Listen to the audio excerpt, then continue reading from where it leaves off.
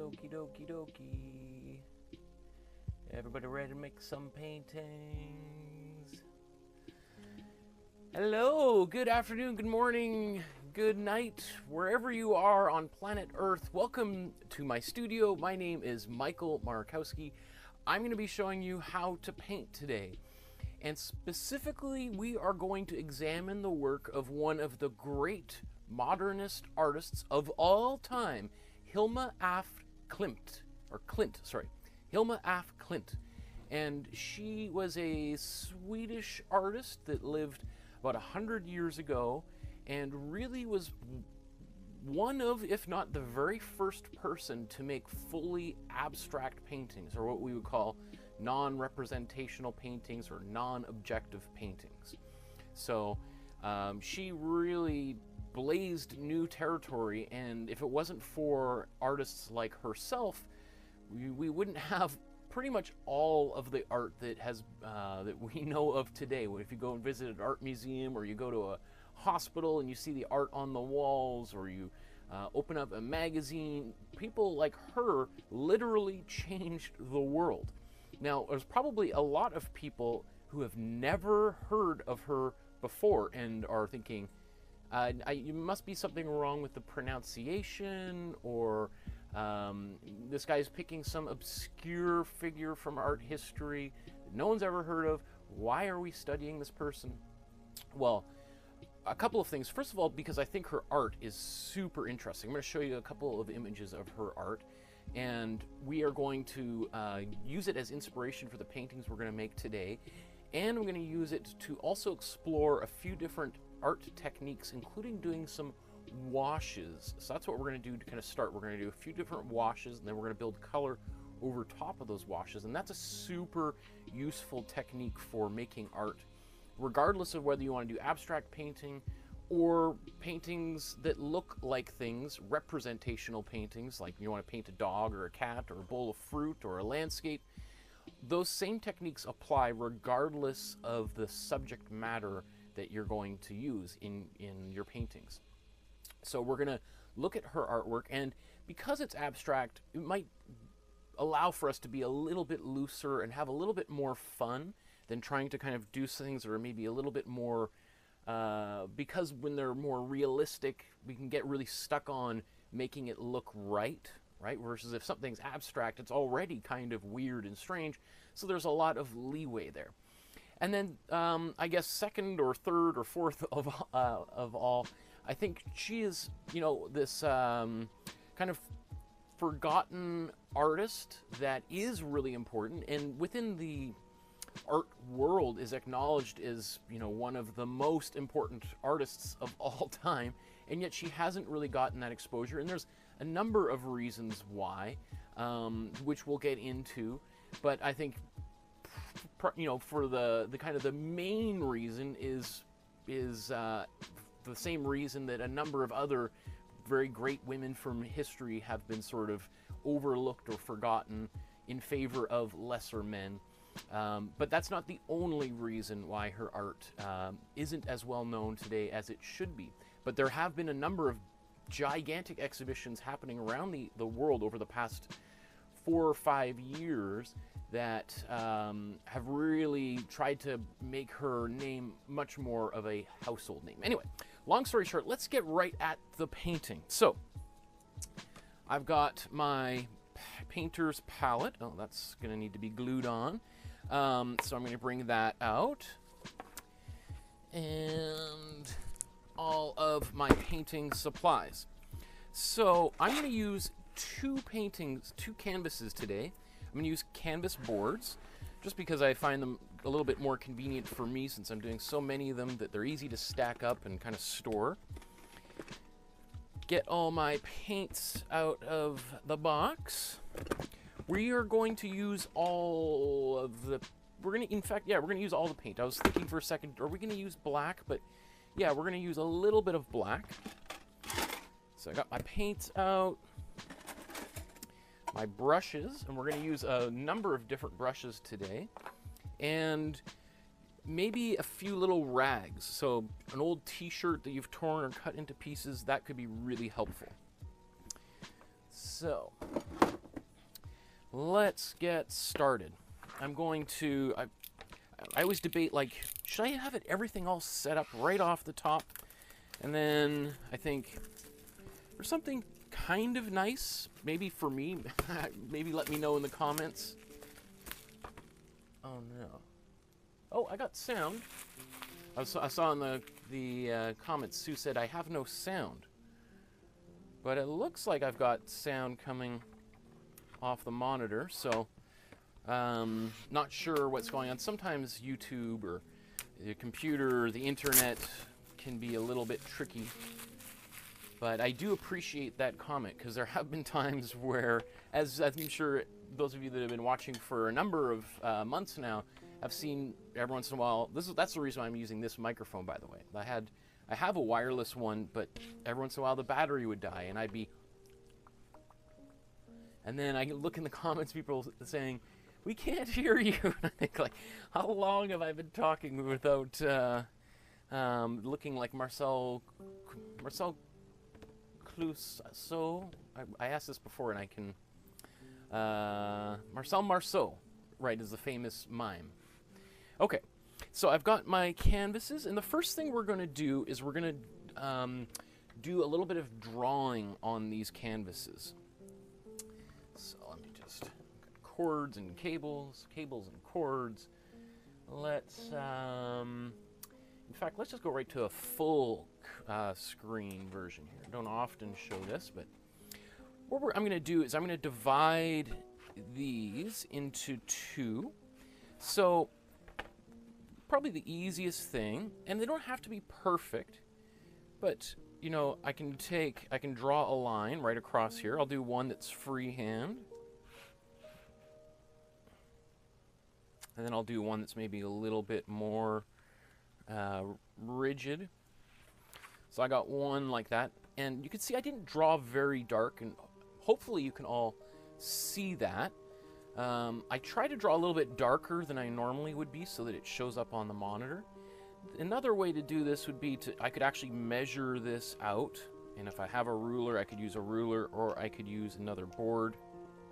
And actually, I'll show you the way that, one way, if I don't have a ruler, that I would do this, is let's say I would go, okay, I think that's about middle, and then I'll draw another line there, and then I go over here. Whoa, now that's not straight, so let me do kind of cut in the middle here. So let's see, this is my new line.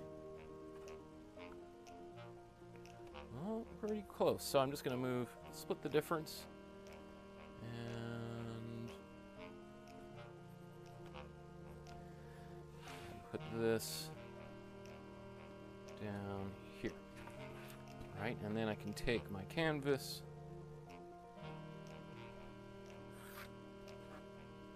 and it kind of looks, yeah, it looks straight. Good enough, right? Okay, and let's see how well this works here. We'll turn this and do another one here. So let's say, I think that's halfway. So I can see this, that's that length. Now, like, look at that. Perfect. If I don't say so myself. So I'm going to paint on two canvases because we are going to be doing some washes. And one of the things with a wash is we're going to apply a bunch of color to the canvas, and then we're going to let it dry, and we're going to work on it. On the other one, we're going to put a bunch of paint on it and let that dry and come back. So we're going to be kind of going back and forth. And personally, I really like working this way because I hate waiting for paint to dry. It's like the most frustrating thing that for an artist. I mean, sometimes it can be nice because it forces you to take a sip of tea or coffee, or, you know, have some dinner, or enjoy your family, or anything else. But sometimes it can be really frustrating if you're really into the mood and you want to paint, and then you're just sitting here trying to get it to dry. So rather than just waiting for the paint to dry, we're going to paint something else, right? And it keeps us busy, keeps all the paint fresh so the paint doesn't dry out while we're waiting for the paint on our picture to dry, right? Okay, so Here's two different ones. One is a little bit more accurate than the other. You know, if you're waiting for class to start, one thing you could do is divide the canvas up like that. Just because it might, because I'm going to usually do it for every single class, so having it ready could be helpful. Okie dokes. So let me, I'm going to show her artwork as we go here. I'm just, what I do want to just launch right into today's class. So which one should we start with? Let's do, I'm going to open up this one. Now this, one feature of her art is, like, she is a unique character, to say the least, in the history of art. And, let me show this one. And so here's one of her images. Okay, and you can see at the top, they're particularly uniquely titled, right? So this one, that's her name, Hilma Klint. This is titled Group 4 SUW, the Swan number 17, right? Like from the SUW series, right? From 1950. A little bit, like, as we'll go into this, she had her own kind of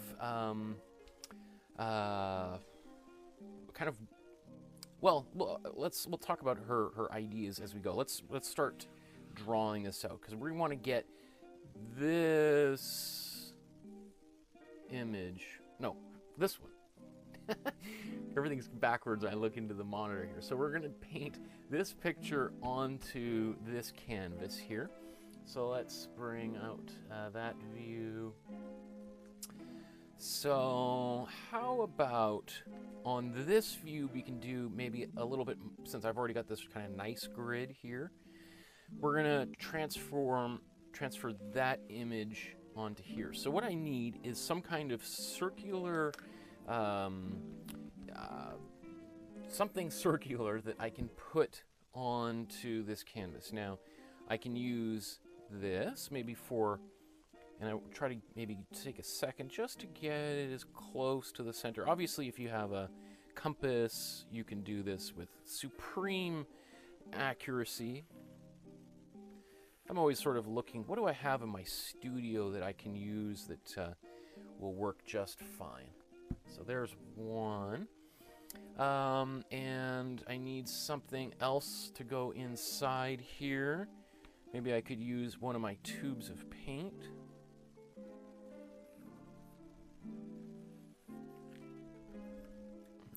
Okay. So I got, this would be sort of the pink part. This would be the yellow part, and I need one more to make the blue part. Now, I do have, well, let me see. I do have like a lid from a cookie container that I use for art supplies. I could use this, right? And I could trace around that. That would be the easiest way.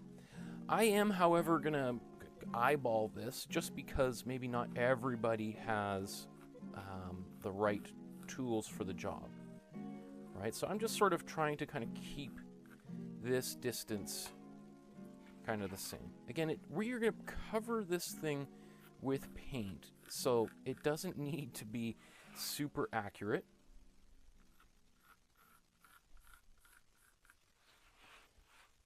Okay.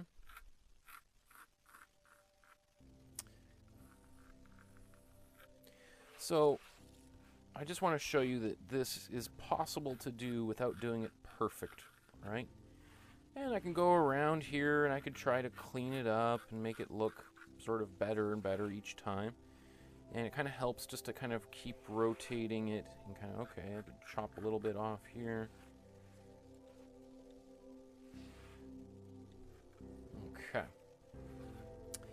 So there's an image. And now, again, the original painting is square. Obviously, I have a rectangular canvas, so I'm going to, you know, I guess I could chop the top and bottom off, but it doesn't, I don't think, is going to make too much of a difference by going this way. Okay, So let's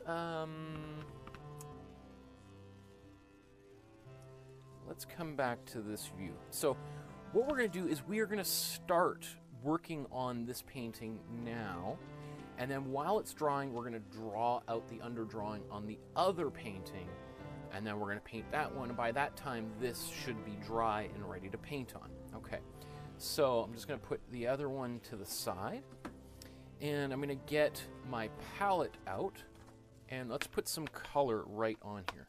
I just freshly washed this. I was going to use the paint I had from last week, and then I thought, you know what, it's probably easier for most people if this is nice and clean, and I start with a clean palette before I just, you know, so it's maybe a little bit easier for people following at home. So I'm going to put out my paint. Again, you can see I'm putting about as much as I put on my toothbrush. Right? That way I don't end up with too much paint going down the drain or in the garbage at the end of each class. So I'm going to make sure I do this in the right order this time. I'm actually going to read my own labels here, right? So I've got my cool yellow, my warm red, my cool red,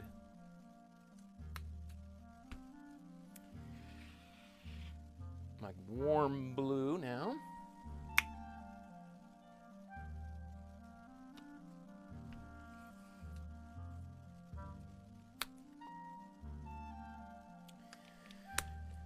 Okie dokes. Oh. Okay. So here's our palette with all of our colors in it. And let's look at this painting now. So it's depending on how you look at this, it might be kind of hard to see that in the original painting here, there's actually a number of layers of color that she's built up. And all we are seeing, or all we think we're seeing, is the final layer of paint there. So we think that all that we have here are we think that the main thing is red. We've got a little bit of blue, and pink, and yellow, and white, and black. But in fact, she's built up a few layers of color in there. So it's probably really, really hard to see. But the more I look at it, I see it looks like some blue shades underneath the red. And she looks like she's, especially towards the bottom, she's probably actually brushed it on and then maybe even brushed it back off or kind of wiped it off. And that's a strategy that a lot of artists use. And I can't think off the top of my head just in terms of the schedule of the classes we're going to do, but we are going to use this technique many times going forward because it's especially helpful when we're trying to paint quickly. And it seems kind of a little bit odd. Why would we do these two stages when we're actually in a bit of a rush, when we only got 1 hour to make a painting? It's because ultimately it's going to save us time because don't have to worry about filling in the little gaps of the white on the paper, or canvas or board or whatever you're painting on, right? Okay, so rather than going into this and just immediately starting to paint some red and then going in and painting blue and yellow and pink, black and white, etc., we are going to paint some different colors. We're going to let it dry, and then we're going to paint over it later. Okay, so what colors are we going to use? Good question. Now, I think what I want to do with this painting, and you can certainly, you don't have to abide by anything that I'm doing, but I'm going to use this as a bit of an experiment. And I'm actually going to paint 4 different colors into these quadrants so that when I eventually paint red over it, we're going to be able to see how this process works and how it's going to affect the red color. So this is ultimately going to be a finished painting, but it's also going to teach us some really valuable skills as we go. So, which colors should we use? Now, you can use whichever ones you like, but I am going to use a couple of blues, a cool red, and I think one of the yellows for this here. Now, if I was to be doing this on my own, I'd probably use a really big brush, right? These are more expensive brushes, but they get the job done really quickly. Now, if you have a painting set, like the ones that I suggested you get, you probably have a much smaller brush, right? So I'm going to use a small brush like you have. And I'm also just going to get a rag here ready in case I want to do any wiping of paint off. So let's say right here, what I'm going to do is I'm going to paint the cool blue in this area right here. And to do that, I'm going to get some water. Where's the best place to put this water? Maybe I'm going to, let's go to a different view here. Okay, so I've got my brush, and I'm going to get it wet this time. Now, previously I've said don't get any water on your brush before you start painting because it's going to thin the paint out. Well, this is where we can break that rule. I get lots of water on my brush, and I'm going to dip it into the cool blue here. Right? And what this is doing, basically what we're going to do is we're going to stain the canvas. So I got some cool blue on my brush, and I really want to try to, it's, how would you explain this? Like, I like to use cooking metaphors. It's sort of like I'm pushing something through like cheesecloth or something, right? I want this to, I don't want any big clumps of paint in here. I want it to be as kind of transparent as possible. And then I'm going to brush this all over my picture. And I want to keep this relatively, I don't want it to be dripping, soaking wet, because that's going to take a long time for it to dry. And we want to be able to get 2 paintings done in the next hour. So we don't want it to be too wet here. You can see I'm kind of going in a bunch of different directions, and I also like to paint the edge of my painting. Okay.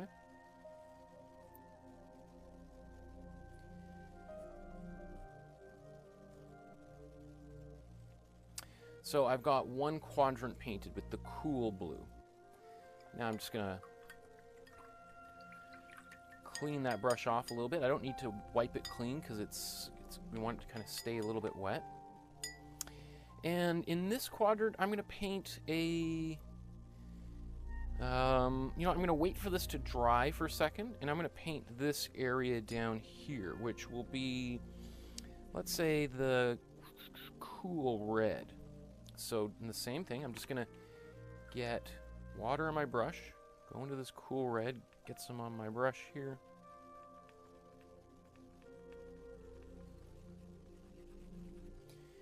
This one seems to kind of liquefy maybe a little bit easier than the cool blue, which is not surprising. Every single color has, you know, different chemical property, and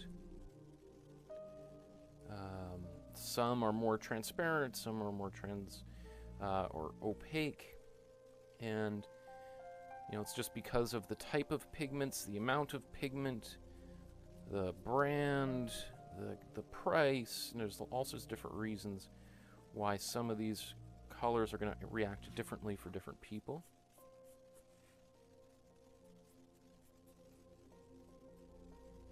Okay. Look at that. I already have kind of a artwork already being created here. Okay.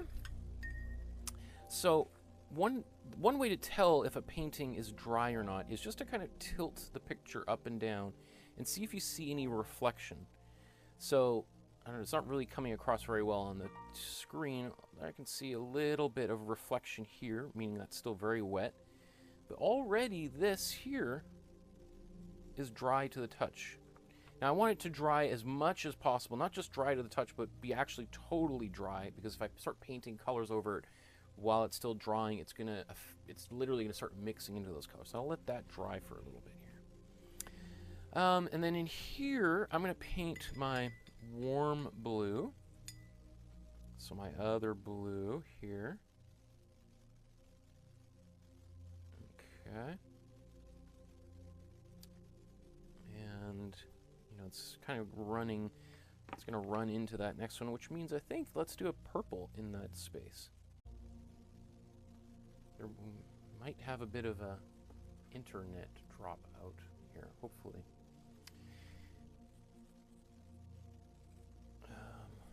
So there might be a little bit of a stutter there for people watching. Okay, I'm just going to blend this out. Personally, I'd rather not have little streaks or brush strokes in my underpainting, just because those may show through later on, depending on how thick my next layer is. Okay. And then I'm going to paint purple in here. Might as well, since I've got these two colors right here. Let's just mix them right up.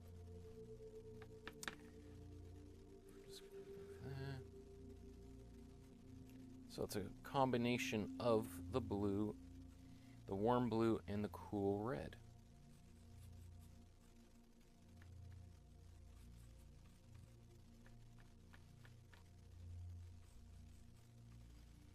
So it's a little bit more diluted, just because I didn't really mix any new paint on my brush. I'm just kind of mixing the diluted color that was left on the palette.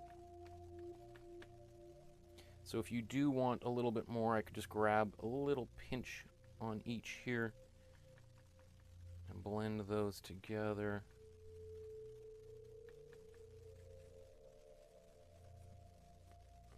Okay.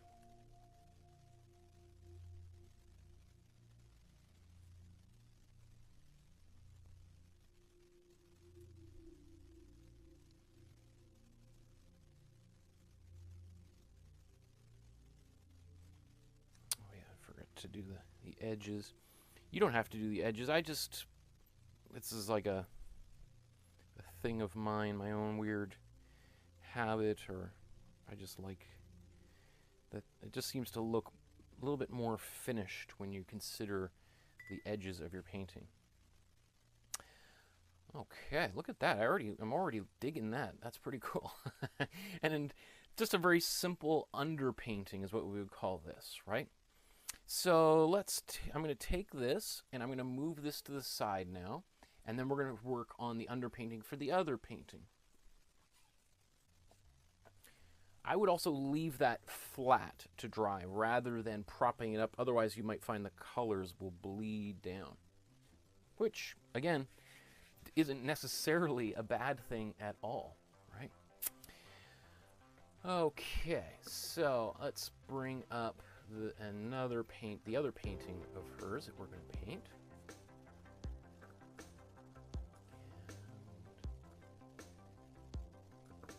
I love this painting. So I'm going to put this one down there for us to view. Now this is part of the 10 largest series that she called. We'll take a look at that in a moment as we're painting. But this is actually a large painting. I would say that maybe 8 feet tall, maybe taller, maybe 9 feet. So they're really big paintings that kind of are, 1.5 person tall, right? Okay, so in the same way here, I also want to paint some colors in the background, and I'm going to try using a few different colors just for some effect. So this time I'm going to use some reds, and I might basically do the same thing, but instead of using 2 blues and 1 red and a purple, I think I'm going to use 2 reds and a purple and a blue. Or I could, it's up to you, really. So I'm going to use some of the paint that I've already got mixed here. Oops, that's a lot of paint on that brush. Don't need quite that much. So I'm just going to dilute that back. Okay. And it doesn't matter what's up or down. And, as I'm painting this, I realize, what, I should have put the drawing on top of there first. Well, this is a bit of, you'll see that it's, there's nothing inherently wrong with starting this way. it might make it a little bit harder to do any erasing, but since we're doing an abstract painting, we have quite a lot of flexibility. Okay, there's one. Let's do, so that was my cool red. I'm going to do my warm red now.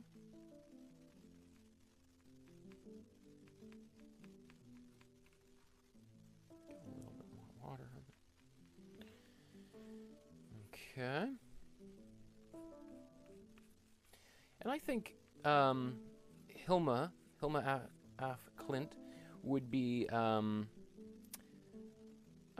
think she would probably be, you know, pleased with this whole kind of process of using her paintings to learn a little bit about underpainting, kind of playing around. I think she'd be happy. The little that I do know of her and her work. She seemed like a very playful person, so okay. I think here I'm going to use a cool blue. The reason being that the cool blue will recede into the background, so let's put this one down here next to the cool red.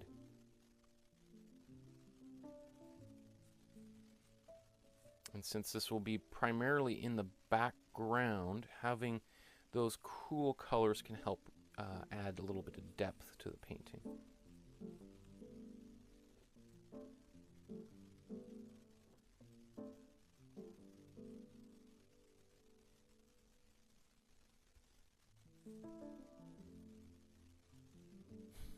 I'm sure somebody just tuning in right now is like, wait a second, that guy, you know, if he's trying to paint that painting that's on the screen right now, he's doing a very poor job.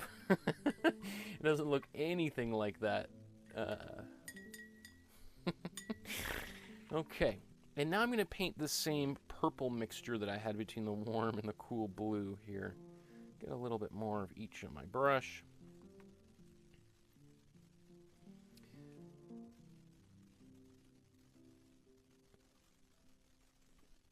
And, you know, what is fun about this is, you know, I've been painting for years, so I have a pretty good idea of what is going to happen with all of these colors, but I don't know exactly what's going to happen. Now, for some people, not knowing what's going to happen when you're making a painting is absolutely horrifying, terrifying, the exact opposite of why they're taking a painting class. Because they want to know exactly what's going to happen from beginning to end. And so you know, what I do want to maybe impart a little bit is the joy of not knowing, and it being a bit of a surprise, and how kind of actually exciting that can be, and how personally, when it comes to making art, I try to cultivate that surprise aspect of painting, so that when I'm painting and new things are happening, I get to have that rush of excitement that maybe the viewer might have the first time they see a brand new painting. Okay, so let that dry for a second. It would have been probably smarter of me to have drawn on here before painting these colors in, because now I could try drawing on top of here, but these wet areas might not react so well to the pencil, and I could end up kind of, especially if I'm painting on paper, I could end up kind of pulling some of the paper up, and it's starting to kind of disintegrate a little bit. So I don't know, that's a mistake on my part, or just a unexpected surprise. Okay, so let's go back to which painting should we go back to? Let's go we're going to go back to the first painting. And let's bring this down here. Well, actually, maybe before I do that, I'm just going to take my rag and I'm going to just do a quick little cleanup here. And some of this really watery paint, I'm going to absorb with my rag. And I have like a dozen rags over here, literally on the edge of my garbage can drying. So just because I've used a rag once and I've soaked up some paint doesn't mean it's all of a sudden, you know, just can go in the trash. I mean, it could, but you know, once the water in there evaporates, I can use it again. Right? So I have kind of a rotating family of rags that I use over and over, especially for cleanup at the end of the day. You know, sometimes if your rag is like, you know, has a lot of paint on it and you're trying to do this while painting, you could transfer some color into the other one. Versus at the end of the day, you know, everything's going down the drain anyway, so it doesn't matter if I get a little bit of blue into my yellow, etc. Okay, so here's my dirty rag, right? I'm just gonna set that there to dry off, and I can use it again many times. Okay, so I got my palette back in order. I'm gonna move that to the side. And then this painting now should be pretty much dry. Now, I'm touching it, and one of the things when I'm touching it, it feels a little bit cold. Now, I don't know where you are on Earth, and it's possible it feels really warm. But generally, that's one of the qualities of paint when it's drying, is it just feels like it's getting a little bit colder. And, you know, you could tell the difference between even just putting your hands on the bottom of the canvas, and that doesn't feel warm, but it just feels maybe room temperature, whereas this definitely feels colder on top. If it was totally dry, then it wouldn't be, you wouldn't notice any difference between the front and back of these canvases. So this is, I think, is good enough for our purpose right now. So let's get to painting. So for this one, I can continue to use my larger brush. Put that there. And we can now start to try to match up some of these colors a little bit.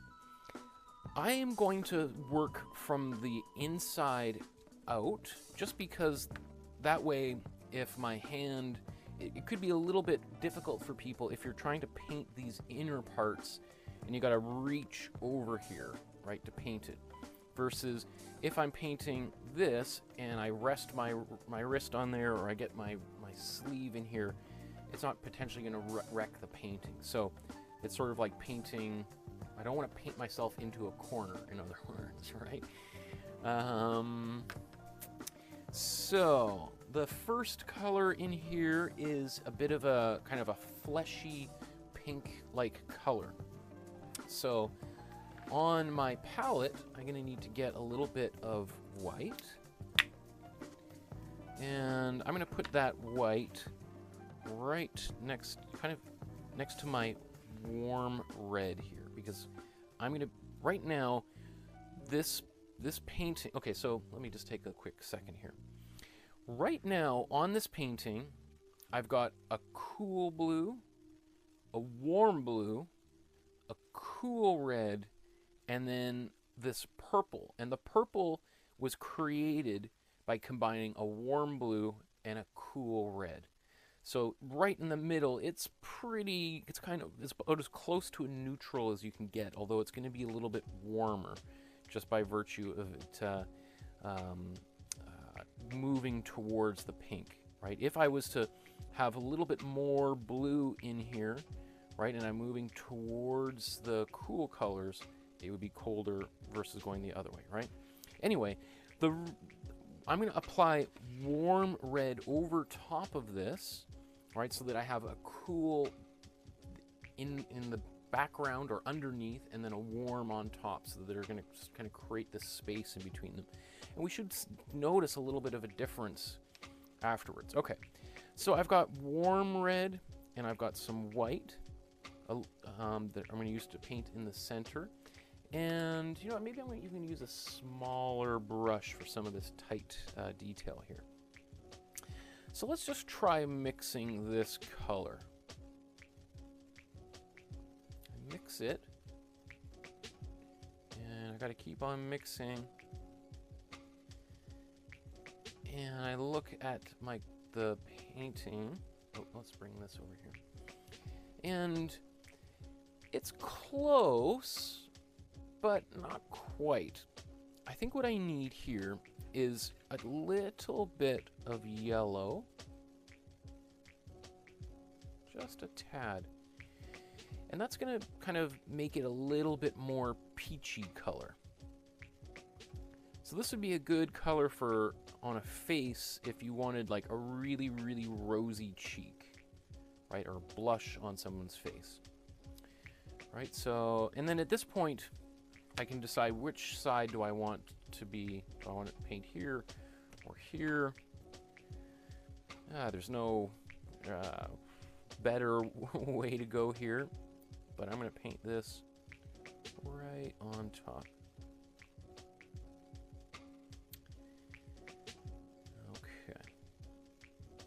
One of the features of this, when I add white to that red, that white is really good at covering other colors, right? So it is going to do a pretty good job of hiding whatever was under there, right? That's why white is really a bit of like a bicycle spoke kind of quality, kind of brushing this around. So if you want to try to recreate a little bit of that, you can do that as well. Okay. So got that. Let's do the yellow. Well, we can do the, I'm gonna paint the yellow, and then I think I'll do the black and white on this side separately. I'm just taking a quick little look. I don't see any other color in here, so it doesn't look like she painted a color and then painted black over both of them, but I can't quite tell just from this image. Okay, so before I wash my brush, I just take a quick look. Do I need this color elsewhere? I don't think so. So I'm just going to take my rag and I'm just pinching this paint off. All right, that way when I wash my brush here, it washes the paint off very easily because there's very little paint left on it because I wiped it off on the rag before I put it in the water, right? So nice clean brush very quickly. So let's now go to this yellow here. Now, which yellow is it? Is it a cool yellow or a warm yellow? Well, it looks to me like it's a little bit on the colder side. When we add white to a color, it can certainly, there's a bit of red in here, which I don't want, right? I'm just gonna put that back here. Wash my brush again. And I'm gonna add a little bit of white specifically to here.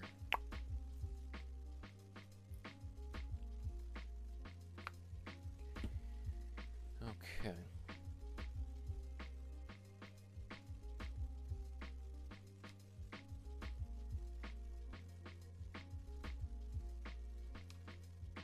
So mix up that color. And then I'm going to apply it into here.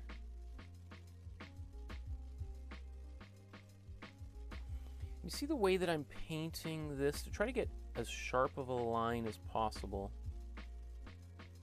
I'm kind of dragging my brush around this edge.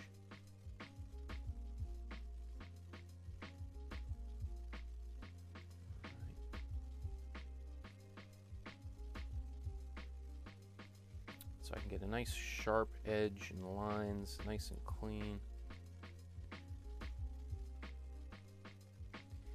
You can see what I just did there is I just took a big glob of really unmixed paint and just kind of threw it right onto the canvas. Now, I guess that's kind of a habit of mine because that's sort of the way that I paint. Some people would really prefer to mix this up and make a big batch of it and then to just go back to that batch. In fact, you can, at an art supply store, you can get these little tiny cups. I have some of them on a shelf and behind me. So you could pre-mix all of your colors and then just apply them. I would, however, encourage you to, as much as possible, try mixing your colors over and over again in your paintings. That's going to ensure that you really learn how to mix the colors and how to be kind of very subtle with the way that you're mixing, and it just helps you mix that same color again. If you're mixing it over and over and over again, you're less likely to forget how you did it, versus if you mix one big batch and you're painting for an hour and then afterwards, like, okay, well, hold on, how did I get this really cool green? Oh no, I don't remember what I did. And then you spend a while trying to recreate it. One of the strategies I have to help that is that I often, when I'm painting, will write notes in my sketchbook, and I'll even take like a dab of paint, put it in the sketchbook, and I'll say, I used cool yellow and white to make this. Right, so it's like your little cheat sheet afterwards. That was something I remember in art school. That was a technique that they suggested to us. Okay, so already, even though I've got white in here and it's covering up the colors below, I still see a little bit of difference here. And this would be, maybe I should have left one of these totally blank, and then I think you would really see how different this approach is to just painting directly onto the white of the board. Okay. Oh, forgot to wash my brush right before I did that.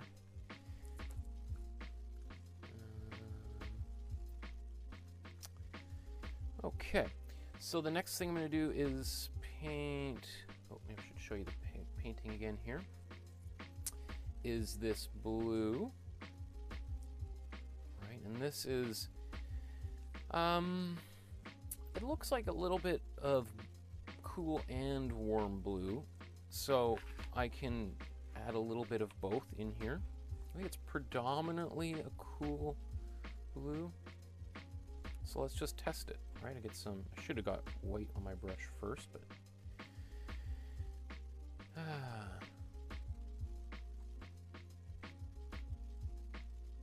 okay, so I can look at this color.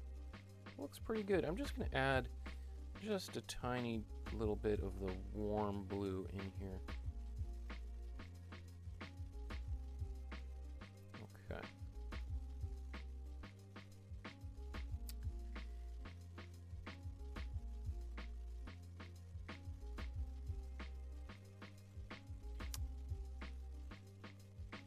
One thing I really, really like about doing an underpainting and then painting over top of the picture is that it just seems like the colors, they have like a je ne sais quoi quality. Like they look different than any color you could squeeze out of a tube, right? Because it isn't just any color you squeezed out of a tube.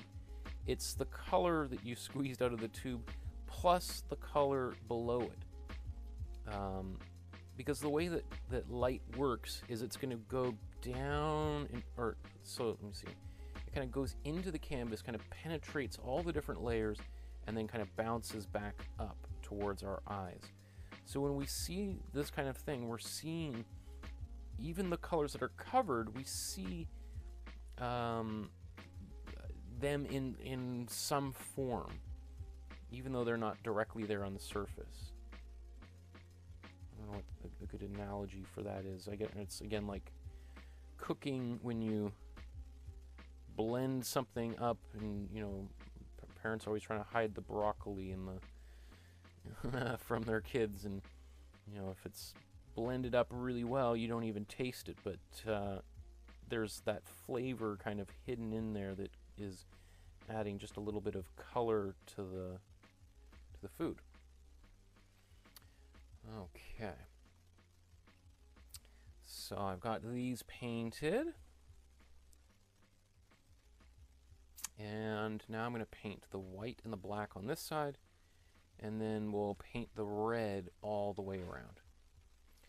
So just for convenience sake, I'm going to turn this around. That way I don't have to reach over these wet colors.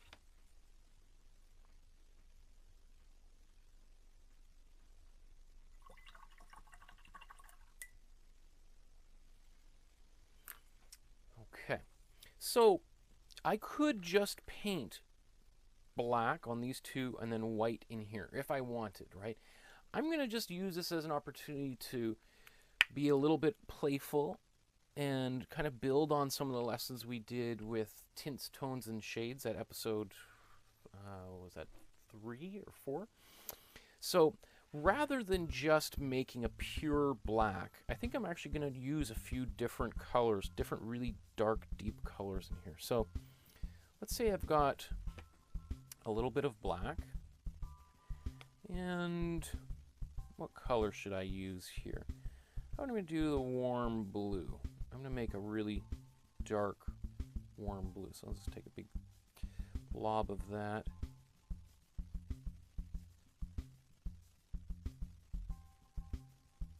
And so this color that I'm mixing here is black, but it's not pure black. It is like a super, super deep dark blue.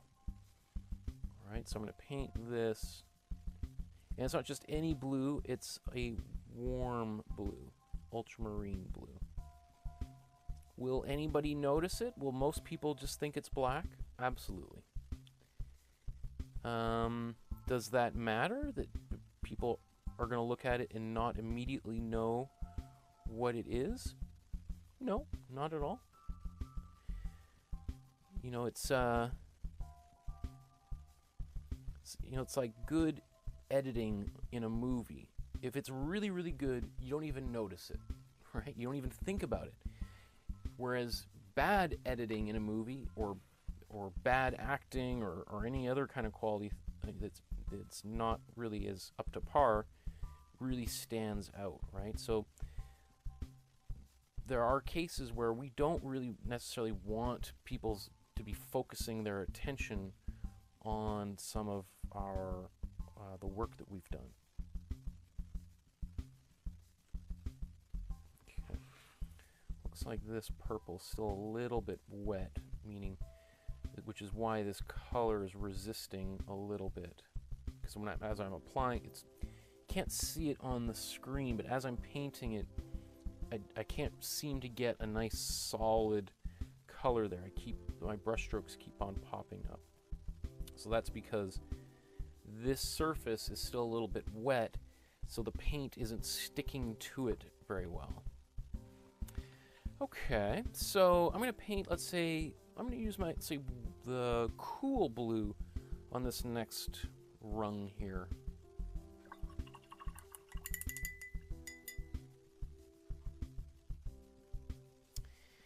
So I'm going to add some cool blue. Cool blue. I'm just going to put it right back here in the middle. And some black in there.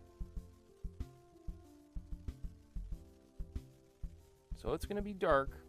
Will anybody notice that these are two different blacks? Very subtle.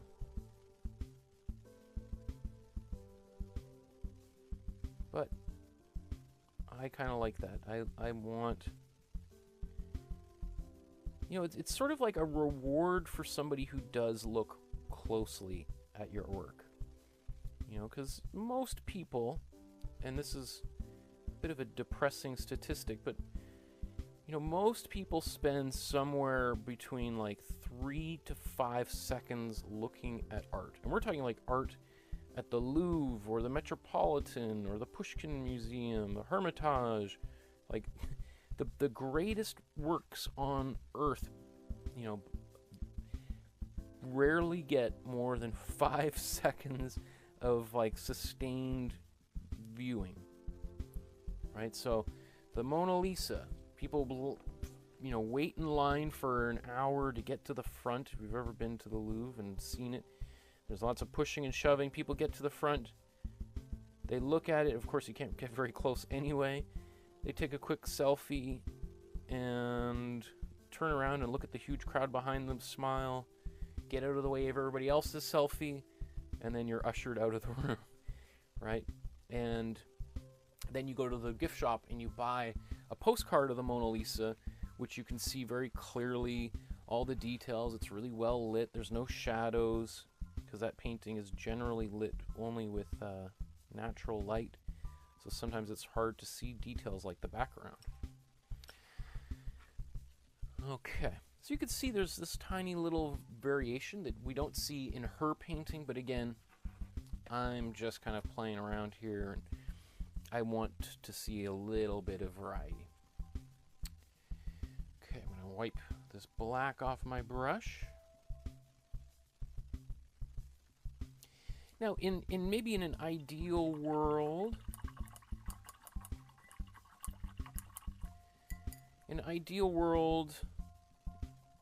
I would just wait for this black to dry and then paint the white next to it.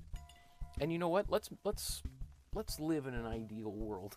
I'm going to set that aside, and I'm going to work on this painting while that dries, so that I don't get my white and black mixing together, because that could also drive you a little bit nuts. And if I can avoid it, why tempt fate, right? When there's, you know, if this was a speed painting competition, then I'd just go right for it and just take my chances. But it's not, right?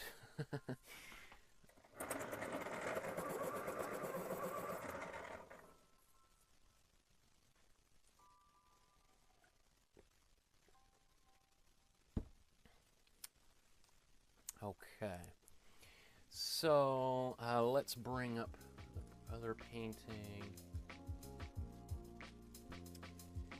Okay, let's do this drawing on here. Now again, just like the previous paintings we've done, I'm going to simplify this a little bit because there's a lot going on here. So, looks like everything's nice and dry, and I got a sharp pencil. Let's locate the middle of that painting. Let's say if this is the middle, the center of this sort of figure 8 kind of image she's created, a little bit off center, right somewhere about there. Okay. And now she is kind of looping this down like that. Right, and then we've got, so this is, if I can just explain, so I came up and then I followed that down, arms in front of it, right? So what I've done is drawn this shape here, and now I'm going to draw the red one over top of it. So this then comes this way.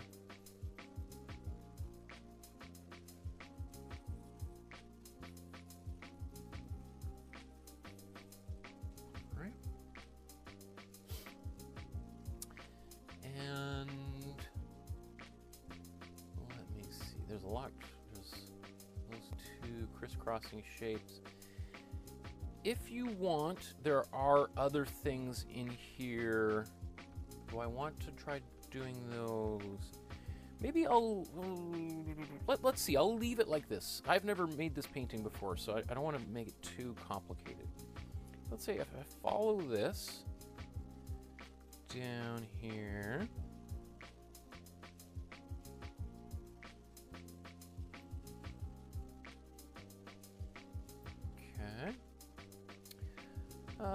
and then let's just make this a little bit bigger here.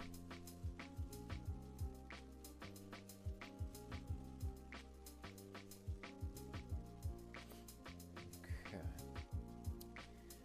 Again, I'm going to take a few details out. So right now this is this shape here.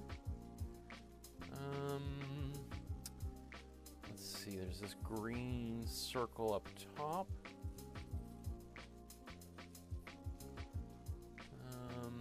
We got another green circle up here with a circle inside of it.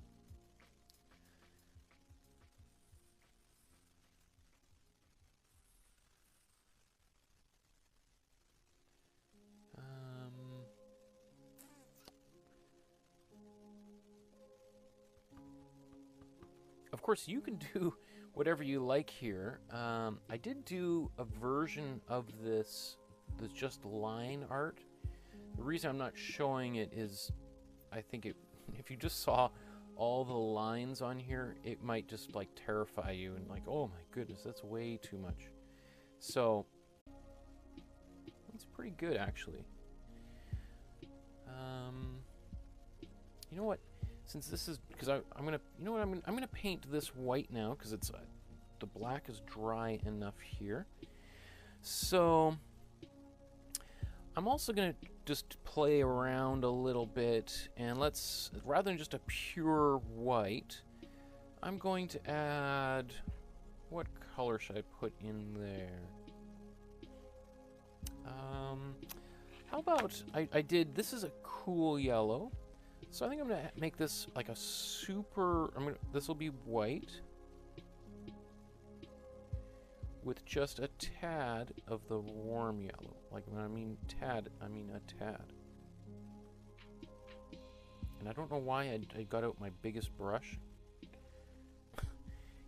You don't need such a big brush. I should have used a smaller one, but oops, I got some blue on there, just wipe that away. Oh, too much yellow, Michael. So, because if I start painting this, it's going to be a lot like that. So, rather than me keep on adding more and more color, I'm going to wipe this brush off. I think the more that you paint, the more you can become aware of when you start going down that wrong path and you realize like, whoa, okay, wait a second. Let's just back out and let's start this over again because I don't like where we're headed. You know, when you first start painting, you often find yourself going down those dark roads and you're like way down there and you're kind of like, before it's like too late often to switch back. So which can be really frustrating, but if the takeaway from that is that you start to become more aware and you're able to recognize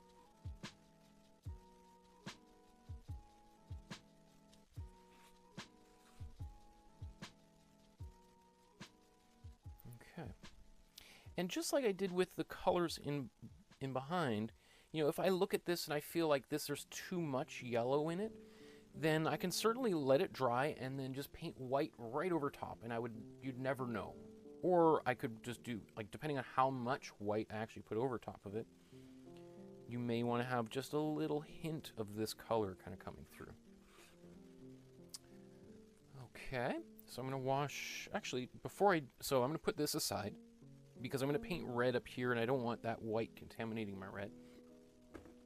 Uh-oh, got a little hiccup coming on. I think I might use this same color here. So I am. So let's, I don't even need to wash my brush.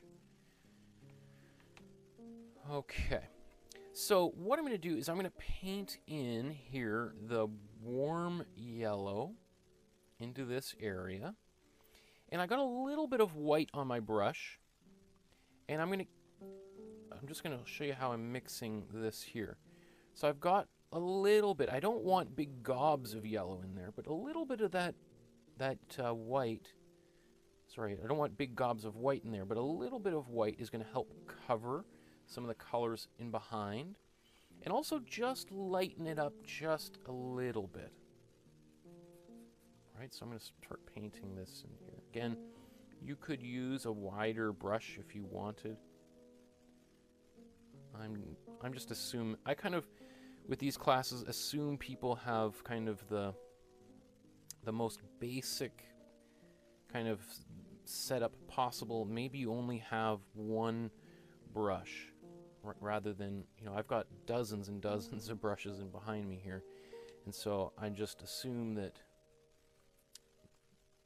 there's very few other people that that would be taking this class that would have that same sort of access to materials that I do. So I'm not going to sort of cheat it by reaching for the tool that would make maybe my life a little bit easier.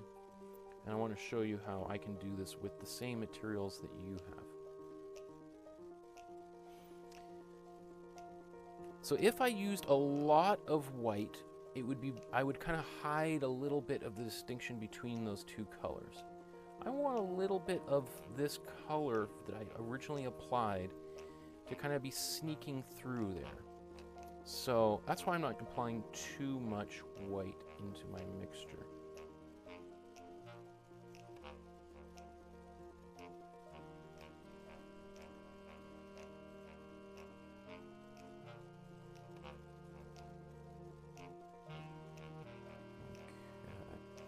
You know, as I go, especially some of that handwriting that she's done in on this painting, that might be a good place to add more and more white, because that might make it a little bit easier for some clarity.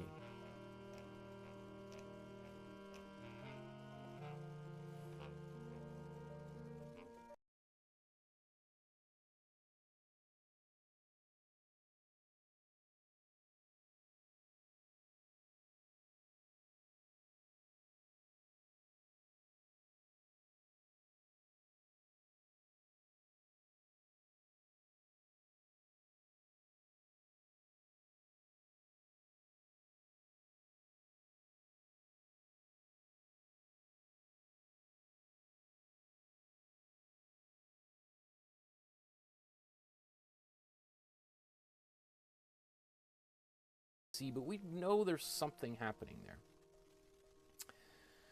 Okay, while I've still got this on my brush,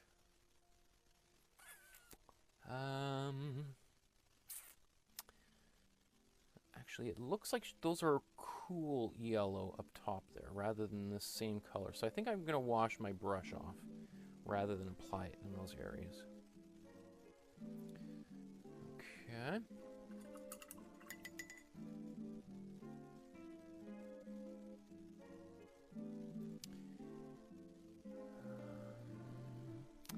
So I'm just going to go to my cool yellow here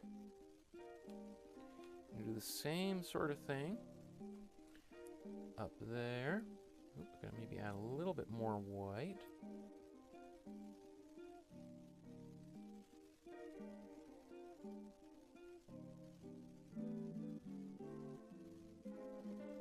Okay. And I'm looking at this, and she's sort of got an overlapping circle here. So let's just, while I'm here, I'm going to take a little bit, take her lead and follow her lead and try to get a bit of that. Okay.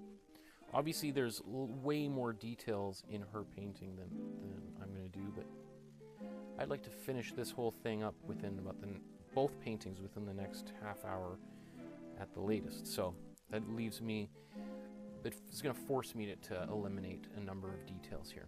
Okay, I think that's good enough for right now. I'm going to wash my brush.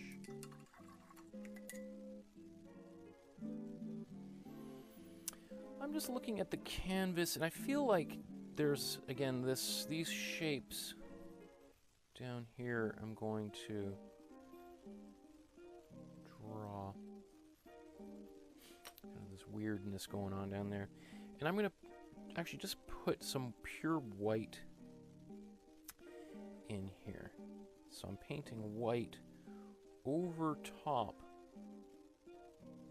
of the background. So it's not, so you know, it's covering, like it's almost like I've made a mistake And how would that look if I made a mistake and I had to fix it? Well, this gives me an idea of what the result would be. Now, is this enough? Probably not. I probably would have to apply a second coat if I really wanted to cover that. But I actually kind of like how that looks. And if I wanted to go the extra mile here, honestly, it looks a little bit like she's done something in here to kind of scoop up some of that paint. Now again, the actual painting that we're looking at here is about 1.5, almost 2 people high, right? If you took 2 adults and stuck them on top of one another, right? So that's another reason why she's going to be able to get way more detail. So these, what look like tiny little brush strokes or fingernail scratchings, that's probably like a paintbrush this big scraping away some of that paint. So different effect, right? Okay. I think right now what I'm going to do is paint some of this green up there.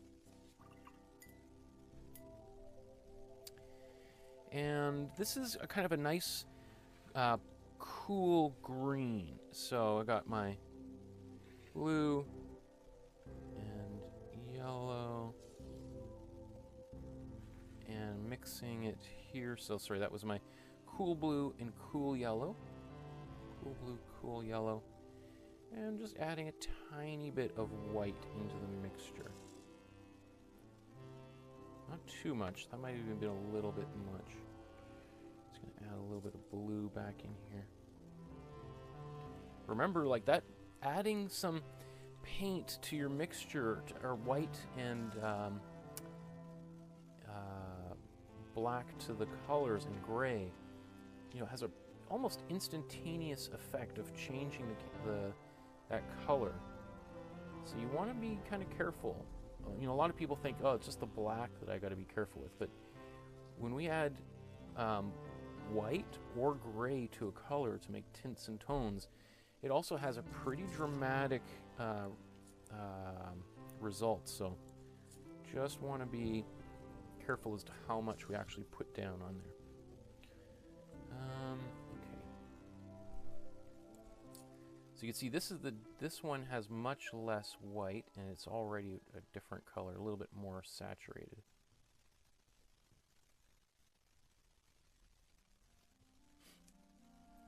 Okay. Just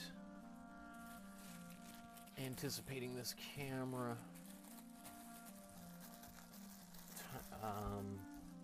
overheating, so I'm just going to put that ice pack up there.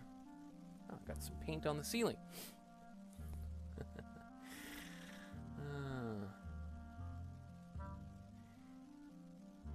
If you make paintings for any length of time, you're always sort of surprised at where you find paint around your house. How on earth did paint get, you know, like underneath the kitchen sink? What on earth was I doing after painting class? It's somehow I got that same paint that's on my canvas in these random places. You know, and again, just to point out, like, you see there's this kind of brushy quality that works really well with her painting, because we still see that brushy quality. If I wanted like a solid flat color, then the process I'm using right now would not be the way to go, right? Because right now I'm actually taking advantage of those brush strokes and the color coming through and kind of mixing optically. I don't know why I just turned that, but maybe I just needed to do that, I guess. Okay.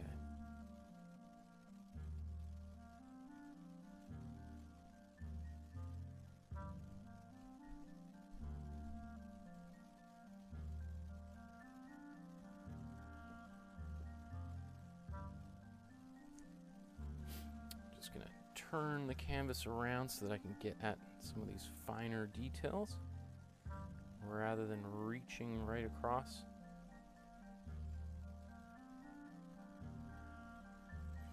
There's no reason to like overextend yourself trying to get all those little details if all you have to do is just turn the canvas around, right? There's no awards for having painted the painting in the most difficult circumstances possible. Alright, maybe at the art opening you're like, oh yeah, I didn't turn the canvas once. I did this all while painting from the same direction, and you're going to get a lot of like, well, that's impressive, I guess. I don't think you're going to amaze too many people by having extended yourself in that way. Okay, so I'm going to let this dry for a few minutes here, and then I'm going to come back and finish that up. So I'm going to put it to the side, and I'm going to add the red into the background on this one here.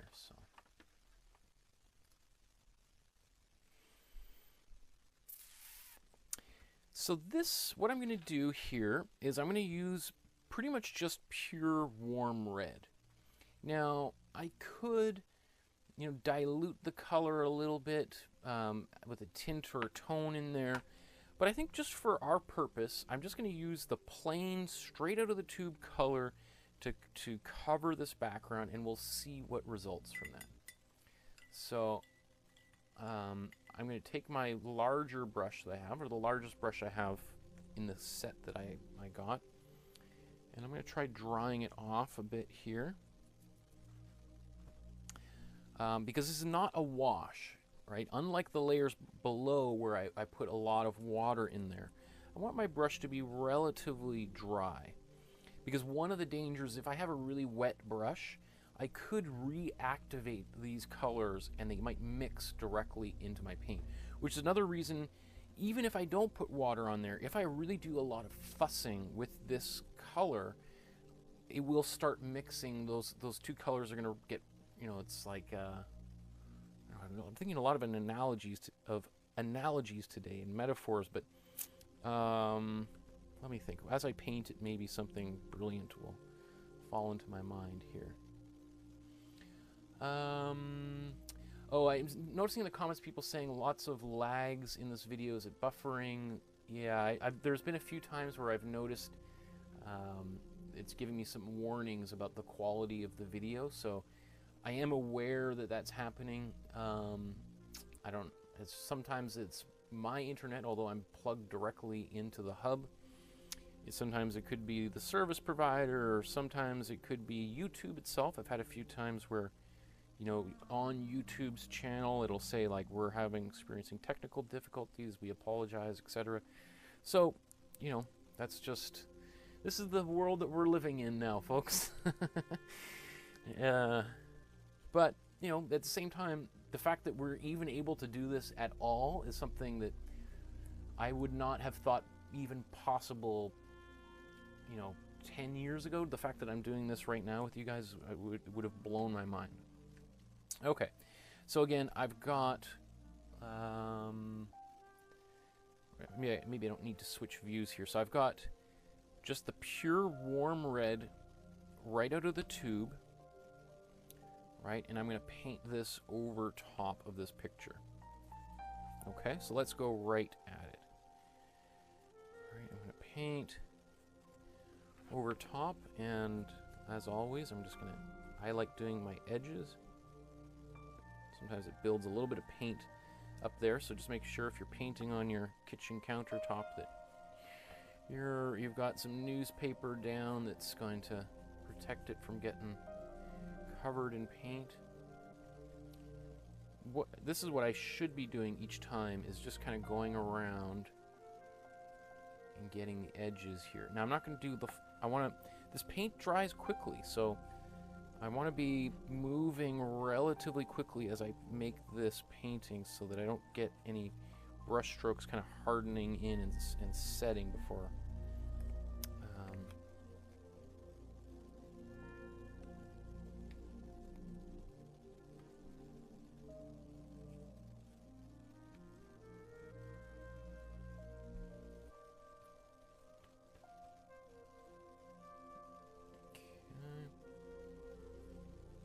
Doing this kind of like fine work around these edges with a larger brush is definitely trickier.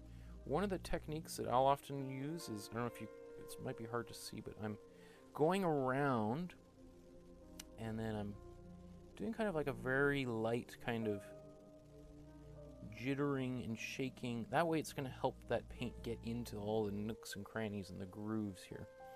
Another way to do this would be to be going around this way. And I'm kind of going slowly approaching it like this. The one thing doing it this way is sometimes you might find you build up. You know, it's like you're shoveling your driveway and you start kind of building up a little mound of snow. Hopefully I haven't cursed us all with an early snowfall talking about shoveling driveways.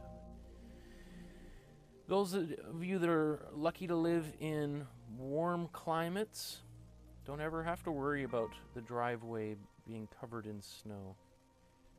Those of us here in colder climates, and I say that knowing living here in Vancouver that I have to shovel the driveway maybe once a year, if that, versus I grew up in Calgary and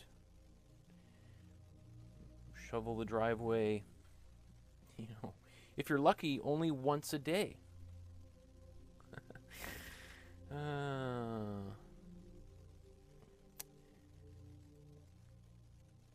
But it's sometimes snow is a very magical experience. So I've lots of very cool memories of growing up and the walking outside and seeing the snow and putting on my snowsuit and running around in the snow.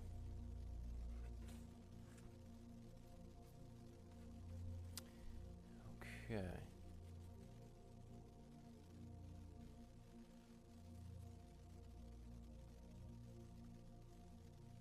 So, it also depends on just how accurate you want to be.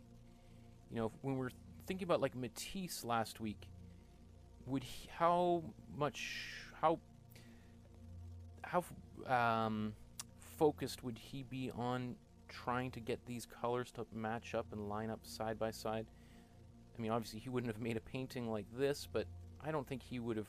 I think he would be fine just like this. Like, he wouldn't be kind of fussing around like I am.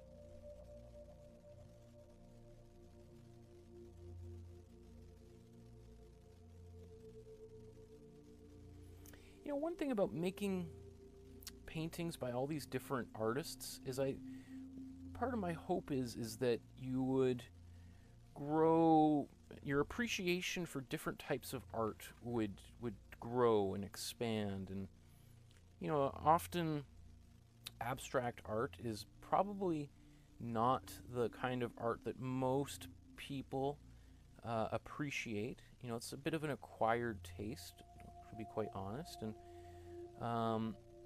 and a lot of people, when they see abstract art, it's like a bit of, sometimes they feel like it's a kind of a inside joke that they are on the outside of. And then doing exercises like this, where you start trying to replicate these paintings that often are disparaged as like paintings by children or the insane, or people, my kid could paint that. Then you actually sit down and you start to try to paint it, and then you realize, actually, there's a lot more going on in this painting than I originally thought. And then therefore, when you go out and you start going to museums again, when the world returns to normal, and you start looking at other abstract paintings, you have like a greater appreciation for how those paintings were made. And I think when you know how they're made, because you've actually tried to make them yourself, it's just like it can be kind of fun. You're like, oh, you're looking a little bit closer, like, oh, I wonder what color that is in the underpainting. Like, one of the things I often do when I'm looking at paintings is I go up and I look at the edges of the painting or near the frame, because that's often where we can see some of the kind of the hidden stuff that might not be so visible in the center of the painting. Okay. So, you know, I could spend hours really trying to get this edge work nice and clean, but I want to get the other painting finished. So this is what it looks like right now. As the paint starts drying, the painting is going to change again, right? So right now, with this wet paint, this red on the top is doing a pretty good job of covering the colors that were beneath it. But let's see what happens a little bit later on here, when the other one we're working on is dry. So, and I think I'm going to wash this brush. So I'm going to wipe it off, and let's switch these out here.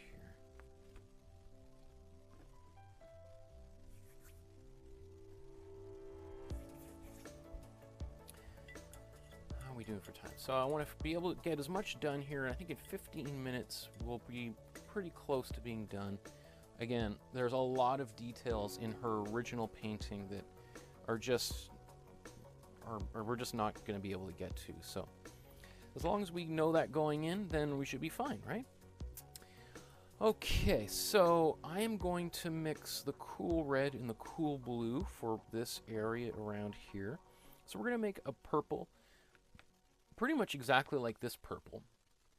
So again, this will kind of show us what happens when I do the same exercise over the exact same color.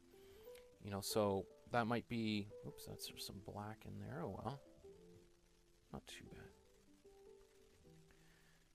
It did affect the color. So this is my warm blue and my cool red. And there's a bit of black I accidentally got into this mixture, which has definitely affected that color. And let's take a look at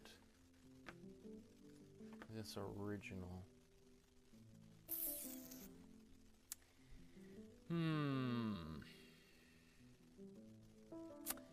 Well, you know, let's make a rather than this being a really nice poppy purple, let's just experiment here. Let's see if I add some white to it, what happens. Maybe I was just going to paint like a really bright purple. Now, see, the thing is, if right now what I've got is a lot of white in here. If I start painting that in this painting, I'm afraid I'm not going to be able to really see any of these colors that I did underneath, which is really the whole point of this exercise. So I think I'm just going to wash my brush, and I'm going to mix this color once more. Right? It's frustrating, but again, I'd much rather, you know, at this point, mix the color a second time and get it right, and be painting with a color that I'm happy with, than be like, you know what, let's just go for it, and then the whole time being like, what was I doing? You know, so this will allow me to get a little bit, I just want to be able to paint the color that I want, right? So I'm taking this cool red, and I'm going to mix it over here. What happened is I didn't see that there was some black from a previous mixture in here, and I scooped it right up. And so, without even realizing it, I had created a shade of that purple.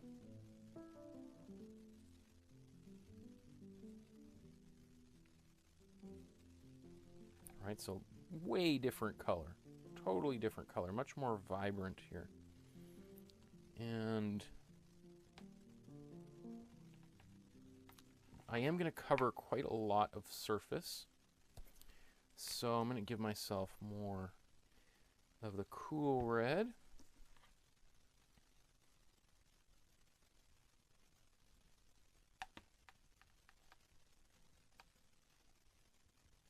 Cool blue.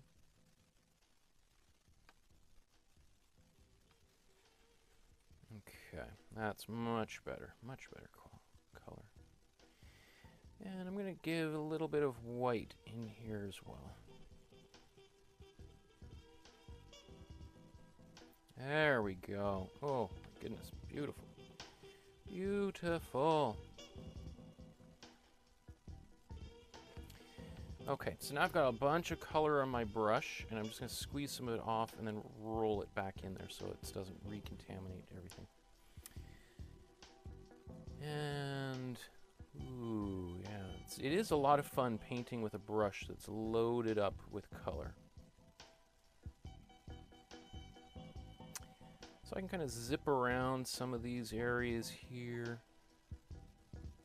This takes a little bit of practice to be able to do when you're using a bigger brush. So that's why I can have, let's see, I'll get another brush a little bit smaller on standby. And then I can take this smaller brush and kind of zip into some of these areas here.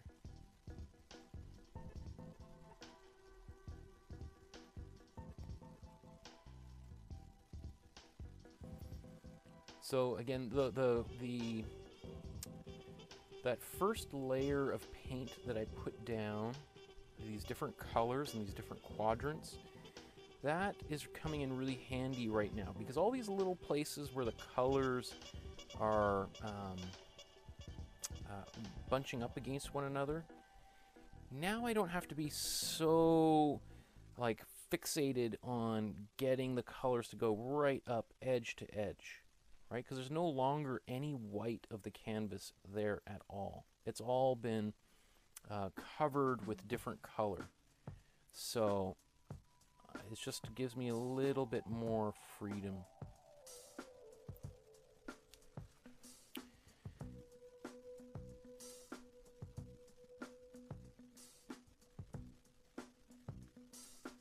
Okay. And you know, even though I did mix up a big mixture of paint here, there is going to be a little bit of variety as I go around. And, you know, maybe I go around here and by the time I get here, the color has changed slightly. And that could be kind of frustrating for people.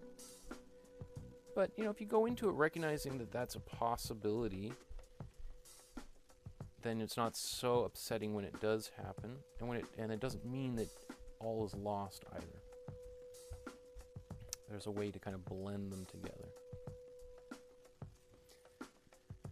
Okay. And I'm going to paint over some of these lines right here. I still got lots of paint on this brush. Why am I? Let's go back to this big brush. Spread all this paint that I've been hoarding on the big brush.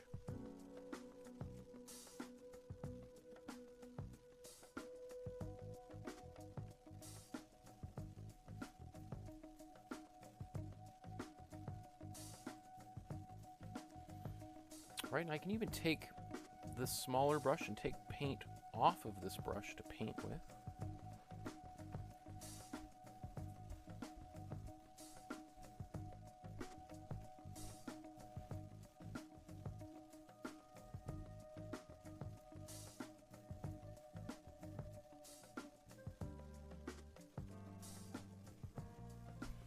So some of these kind of fine little details here could drive people absolutely bonkers and nuts, right? Because this is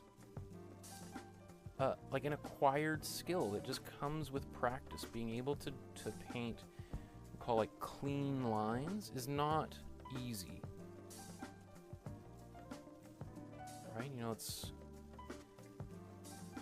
in the same way, you know, I love watching like cooking shows, and you see people chopping onions like super fast, and you know, I don't know, like on Top Chef or something, and it's like, wow, that's impressive.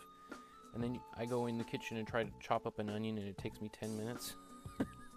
You know, like if I was chopping onions every day, you know, as a sous chef or a prep cook in a restaurant, And I was doing that every day for years and years in some high-end French restaurant in Manhattan where, you know, it's, you know, $200 a plate. Well, you know, I'd probably get pretty darn good at cutting them really fast. And I could probably do it without really paying it too much attention. I could be listening to music and carrying on a conversation. But if I've never done it before, or I'd rarely do it before, or at all, well then of course I'm not going to be like, it's going to take me a little bit longer to cut up those onions, right?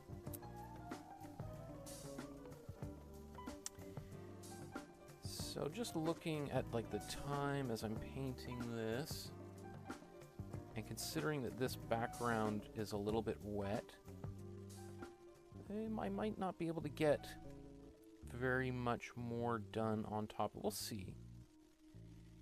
I'll try to add a few little details here to bring this to as close to a resolution as possible.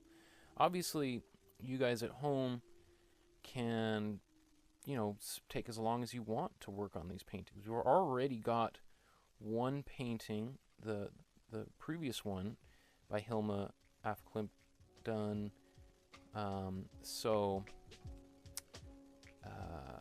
You know, this one is just for bonus, right?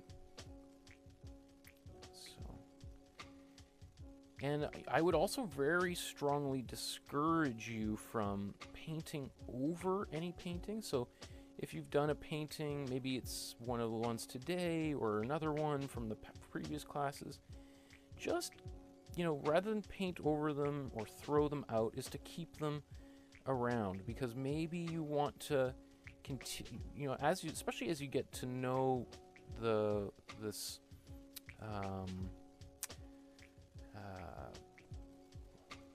what is it we're doing here? This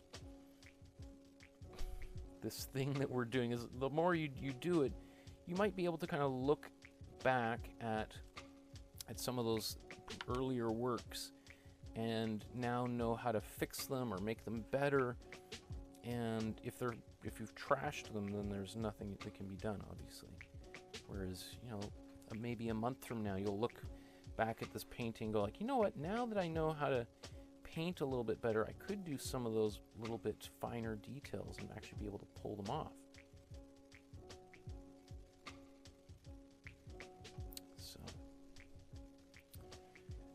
always suggest, whenever, and I think I mentioned before, you know, when I'm teaching and at the end of a semester, I see all sorts of artwork in the garbage at the school, and it just like, oh, and I've actually pulled a few things out of those garbages and taken them home because, like, oh, look, free artwork. Some kid just thought it was garbage, but I thought it was actually kind of cool. So, you know, the problem that I was saying that may happen has happened here, where I've got a couple of different variations of that same color throughout the painting. Does it drive me nuts? Am I gonna sit here and obsess over that? Not really. I kind of like it, to be kind of honest. I kind of like that variety of the paint kind of, otherwise I would just I would paint with a paint roller, and I'd be painting people's houses.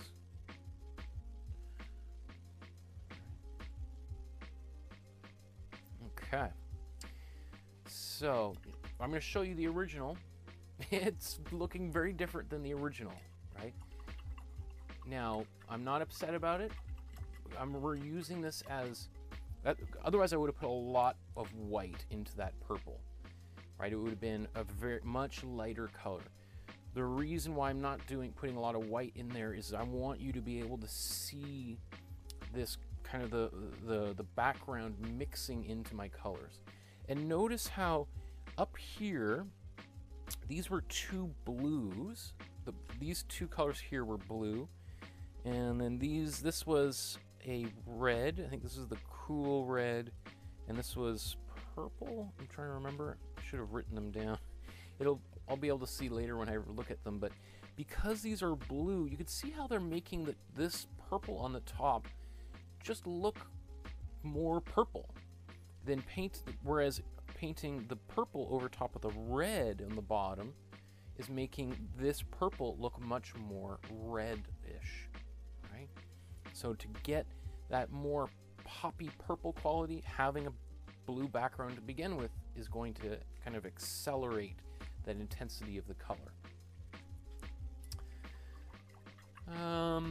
Okay. How much time we got?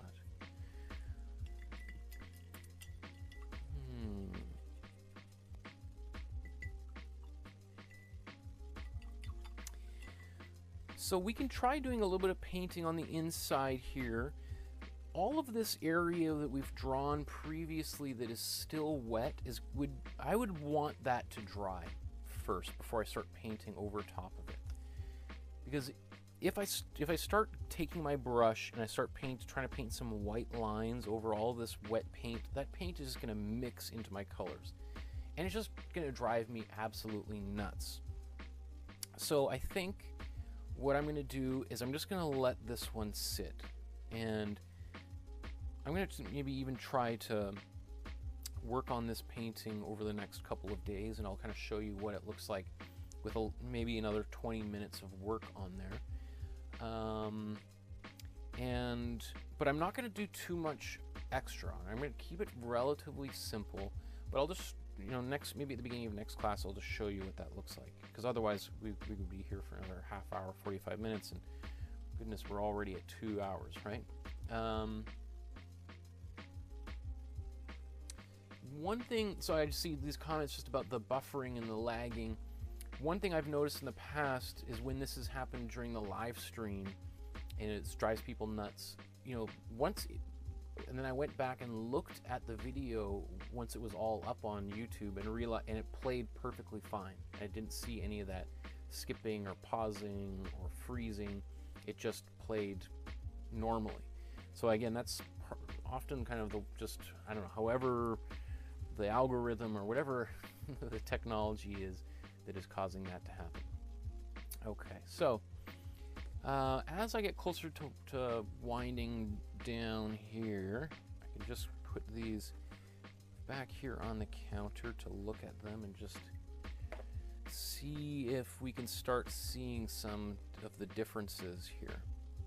So if we're going to start maybe with just this one, it's a little still wet, and it's probably going to take a little bit longer to dry because, again, I've got 2 layers of paint there. I had the first layer of paint that wasn't even completely dry itself, and then I put another. So it's actually going to take a little bit longer because that first layer is going to have to dry really before the top layer can dry. So this is going to take, maybe a couple of hours, and ideally the longer I can leave it, if I can leave it overnight, then before I do anything extra to it. And same thing here, this is going to take a couple of hours really to get the best effect, to do those nice clean kind of lines. And maybe I'll make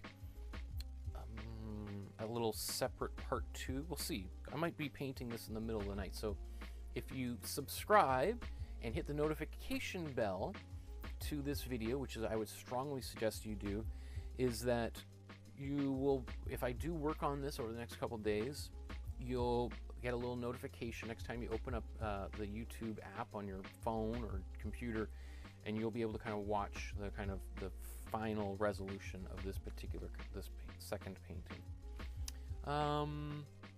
And then, again, as this is drying, and it's easier to see as I kind of look away and look in the monitor, I can see this is kind of taking on a bit of a lemon green quality, which I think is actually really nice. It's nice to see that variety in these paintings, right? Similarly here, just seeing these, they almost look like little tones that have kind of mixed a little bit of black into the paint, but really, as you saw, this was the red right out of the tube, right? And if I had said to you, paint this red right here, we could have spent hours trying to mix this color and never being able to get it, right? And if anything, the color would kind of get more and more dull as we put black and white and gray into it, whereas we still have a really nice saturated red, but it's being multiplied by the color that it's laying on top of. So that's why we would use this process that we've done, right? And we've just done relatively simple, two simple paintings, but we can see how this layering of paint, of doing a wash and laying another color over top, has like some really exciting results, right? So, KitKat says, can you post the links to the original art pieces so that we continue with more details with each class as well? Thanks, another informative. So these ones I've just found images online. That's a good idea. I can do that.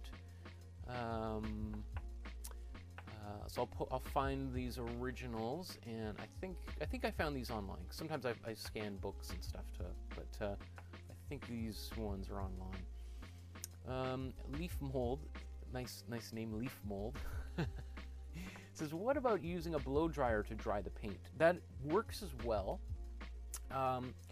One thing that can happen if you're using a blow dryer is sometimes you just have to try to be, you don't want to push it too far and too fast, because if you really heat the paint up, like you're blowing really close, it's going to cause it to dry faster than maybe other areas of the picture, and you could possibly get bubbling of the surface.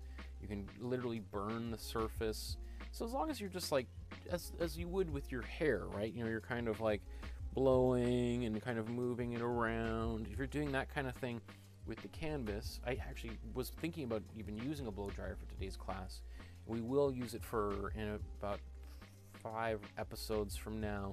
I'll use one and show you, but you want to you can use it, but just be careful about getting a little overzealous, because the other thing too is it can really cause the canvas to really warp really quickly too if you do that. Yes. Okay. So. Yeah, so it's interesting. Some people have, I'm just looking in the comments again, seeing that there was lots of lag. Some people, I can't even, it's driving me nuts. I'm going to come back and watch the video later. And then some other people are saying that they didn't have any lag at all. So, who knows? It might have also been if you started the episode later and weren't watching it in real time, it might have been playing nice and clean throughout. Anyway, that's just technical difficulties. That's again, we're dealing with technology. It's frustrating.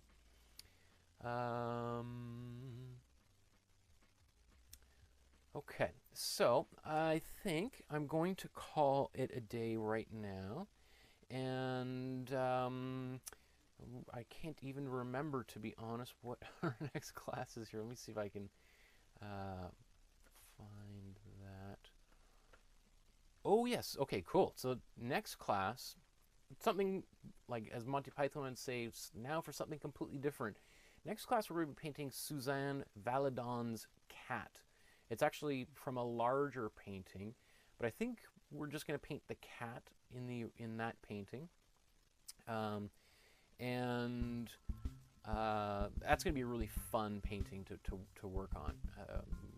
We're going to paint a little bit of some animals, and yeah, okay. So I'll post in the links afterwards, the links to these paintings, so that if you want to go back and to work on them. Obviously, you could also just go back and pause this video to find them, or do a screenshot of that as well. And eventually this will all be in a book one day. So you can just flip to page 270, or assuming that's what page this will be on. Okay. So again, I really appreciate all the comments people have been leaving in the chat there. That is also really cool to see that kind of engagement in there, and I really, it's cool to be able to, like, as opposed to me just recording these videos and just putting them out there into the world, being able to talk with you guys in real time is really exciting. It makes me feel a little bit less alone when there's people painting along with me.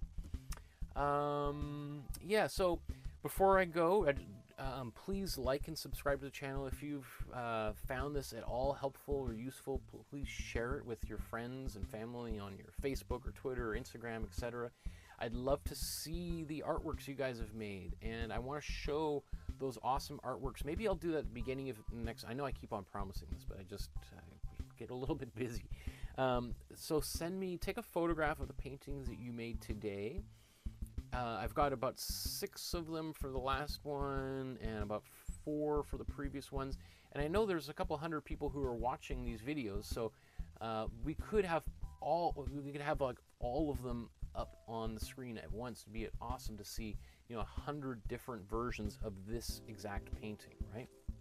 So please, you could send them to me as a direct message, or post them on your Instagram or Facebook and hashtag me or tag me on there.